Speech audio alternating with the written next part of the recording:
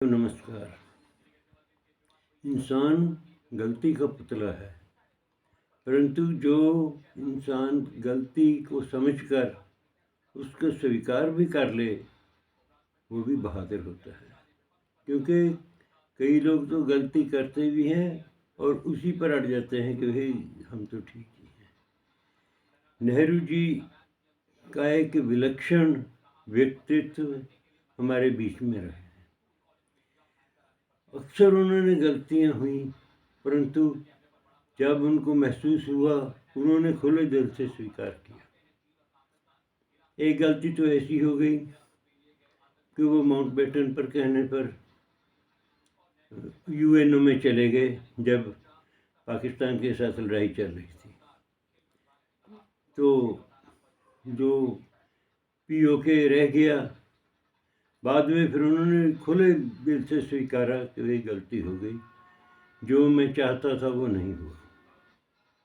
परंतु दो ऐसी गलतियां हुई उनसे जिनको उन्होंने सुधारा भी और प्रायश्चित भी किया। जैसे कि वो शेख अब्दुल्ला को सब कुछ देते रहे, जो वो कहते रहे उसको मानते रहे, उनको अलग निशान, अलग संविधान सब कुछ दे दिया। तो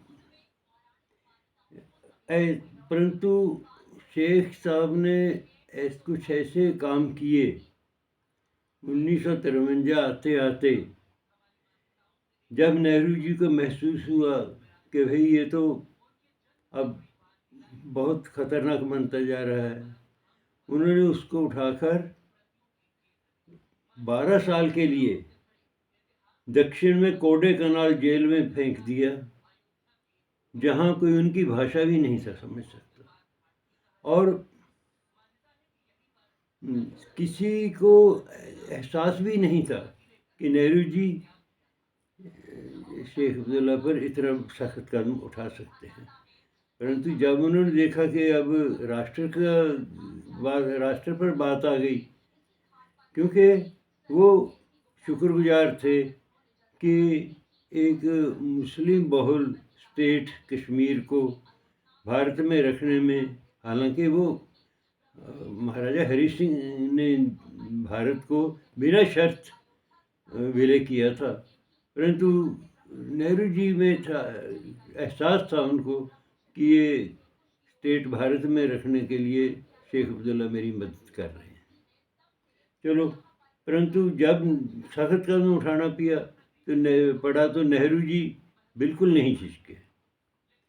दूसरा, जब गांधी जी का हत्या हुई तो उन्होंने आरएसएस पर पाबंदी लगा दी थी।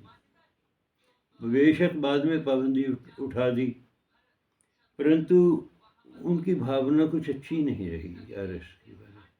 किंतु जब 1962 में चीन ने भारत के ऊपर हमला किया, भारत की फौज की हालत इतनी अच्छी नहीं थी।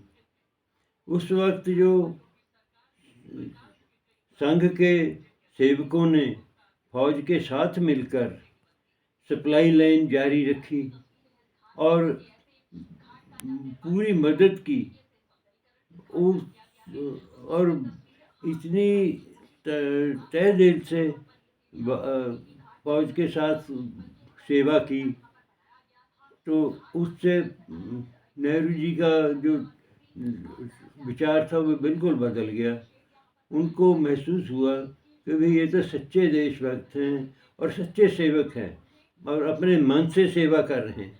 इसलिए उन्होंने जब 1963 26 जनवरी की परेड होनी थी, उन्होंने 2 दिन पहले, क्योंकि उनको पता था कि लोग इतराज़ भी करेंगे, सिर्फ 2 दिन पहले उन्होंने मैसेज भेज दिया कि भाई आप कैसे भी करो, आप इस परेड में हिस्सा लो। तो उसी 48 घंटे में तैयारी करके भारत उसके स्वयं सेवकों की एक टुकड़ी ने 26 जनवरी की परेड में हिस्सा लिया था और बहुत शानदार परेड हुई थी। जय हिंद।